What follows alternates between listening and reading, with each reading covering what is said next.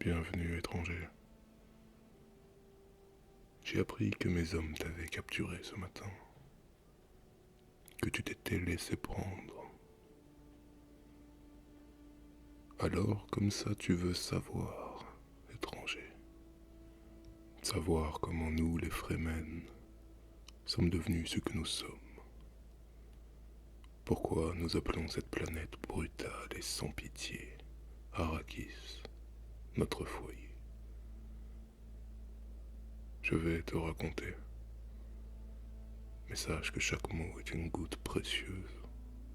Chaque vérité un trésor comme l'eau sur cette terre aride.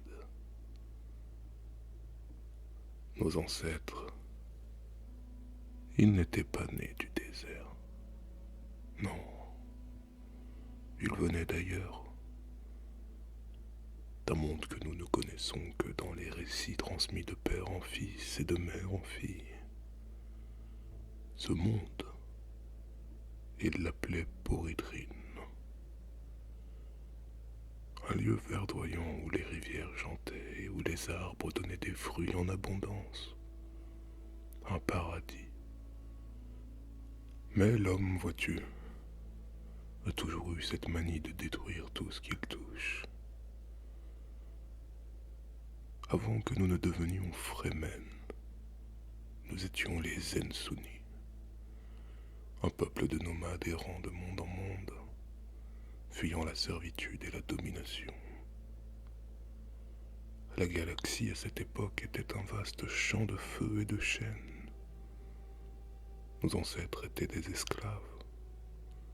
Non, pas toujours enchaînés dans le sens où tu pourrais l'imaginer, mais asservis par la dette, par la peur, par la violence. Ils priaient, ils méditaient, cherchant un chemin vers la liberté. Ils furent vendus, échangés comme des biens, déplacés de planète en planète, toujours plus loin, toujours plus isolés. Leur foi était leur seule richesse, la croyance en le pouvoir de l'eau, la compréhension que la vie elle-même était un cercle sacré. C'est là qu'Arrakis arriva. Nous ne sommes pas arrivés ici par choix. Non, on nous a déposés, abandonnés. Ceux qui nous avaient réduits à l'esclavage pensaient que cette planète serait notre tombeau, qu'aucun être humain ne pourrait y survivre. Une étendue infinie de sable, de chaleur, où chaque jour menace de te tuer. Ils pensaient que nous mourrions et que ça en serait fini de nous. Mais les Zensunni n'ont pas plié. Ils ont regardé ce désert impitoyable et ils ont appris. Appris à respirer le vent du désert, appris à lire les signes dans le sable, appris à écouter les murmures des dunes, là où d'autres ne voyaient que la mort. Ils ont trouvé une nouvelle vie, mais survivre ne suffisait pas. Nous devions prospérer. Arrakis nous a offert ses secrets, mais seulement parce que nous avons appris à les écouter. Les vers des sables, créatures majestueuses et terrifiantes, sont devenus nos alliés. Leur lien avec le mélange, l'épice, a révélé une vérité profonde. Cette planète n'est pas morte. Elle respire, elle chante, elle a une âme. L'épice est le sang d'Arrakis. Les étrangers viennent ici pour la piller, pour s'enrichir. Mais ils ne comprennent pas. Ils ne voient qu'un trésor à prendre là où nous voyons une bénédiction à préserver. Nous appelons Arrakis Dune. Elle est plus qu'un foyer. Elle est une maîtresse exigeante. Elle n'a faiblesse, mais elle récompense ceux qui la respectent. C'est comme ça que nous avons compris la vérité. Arrakis n'était pas une punition, c'était un don. Le désert nous a forgés. Il nous a rendus plus durs que la pierre, plus vifs que le vent, plus tenaces que la sécheresse elle-même. Nous sommes devenus le peuple du désert, les Fremen. Nous ne nous sommes pas seulement adaptés. Nous avons prospéré. Mais cela n'a pas été facile. Non, chaque jour ici est une lutte pour l'existence. Tout tourne autour de l'eau. Chaque goutte est précieuse, car elle est la vie elle-même. Nous avons construit nos distilles, ces tenues si spécifiques qui conservent chaque souffle, chaque perle de sueur. Nous avons appris à extraire l'eau des morts, car même dans la mort, l'eau est sacrée. Tout dans notre culture tourne autour d'elle. Chaque individu appartient à sa tribu, à sa famille. Mais l'eau de tous appartient au peuple. Lorsque l'un de nous meurt, nous récupérons son eau. Il ne faut pas y voir un manque de respect. Bien au contraire, c'est un hommage.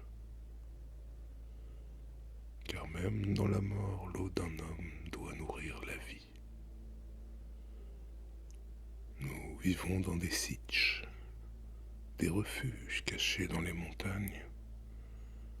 Ils sont des sanctuaires. Chaque pierre, chaque goutte d'humidité est sacrée. Nous avons appris à collecter l'eau de la rosée, des rares pluies, et même du souffle du vent. Nos bassins d'eau, cachés au plus profond des grottes, sont nos trésors les plus précieux. Et nous avons aussi appris à cultiver la patience, car nous savons que chaque graine que nous plantons aujourd'hui ne fleurira peut-être pas avant des générations. Mais un jour, Arrakis ne sera plus un désert. Nous avons un rêve, vois-tu. Transformer cette planète en un jardin, un grand paradis vert dont nous serions les pionniers. C'est dans les sitches que nous avons compris que nous pouvions nous rassembler, nous abriter. Chaque famille, chaque tribu a ajouté ses savoirs, ses traditions. Et ce qui était autrefois des fragments d'un peuple brisé est devenu une force unie, unie par le désert. Mais plus encore, nous avons fait un serment. Arrakis ne restera pas toujours un désert. Non, nous avons un rêve que nous portons dans nos cœurs depuis des générations. Transformer cette planète en un grand paradis vert. Nous avons appris à conserver l'eau, à la faire prospérer, goutte par goutte. Et un jour, ce désert stérile fleurira.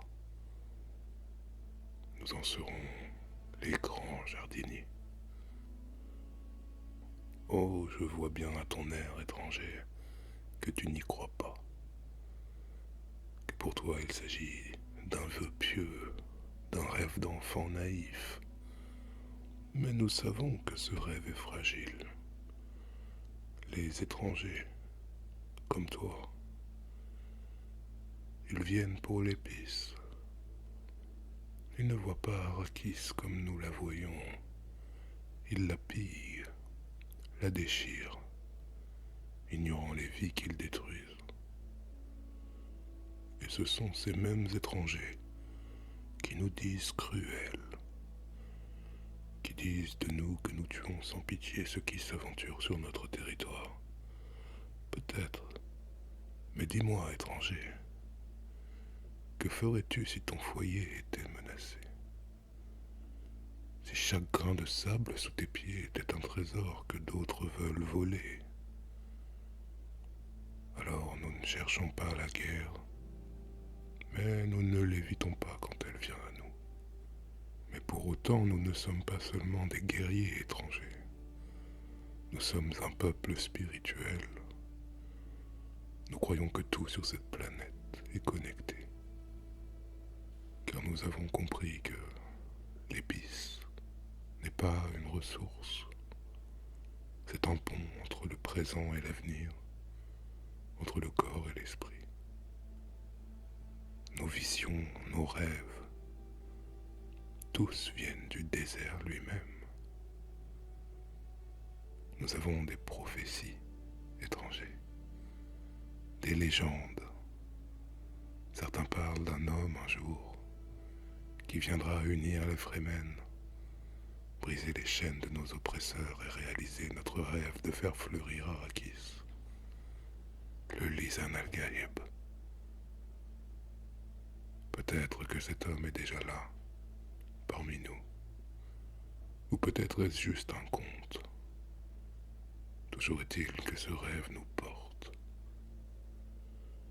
Toi qui es venu pour une raison que je ne connais pas, écoute bien mes paroles. Arrakis ne se donne pas, elle se conquiert, pas par les armes, mais par l'humilité.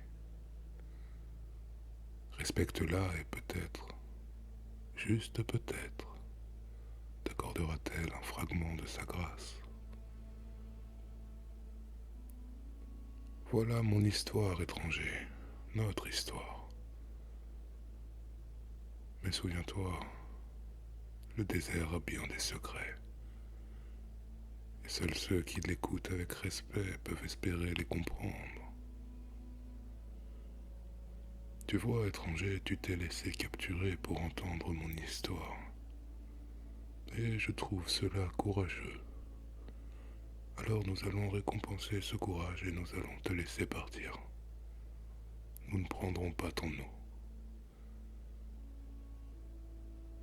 Mais fais attention. Il est temps pour toi de partir, de retourner avec les tiens. Mais souviens-toi, Arrakis ne pardonne pas l'arrogance.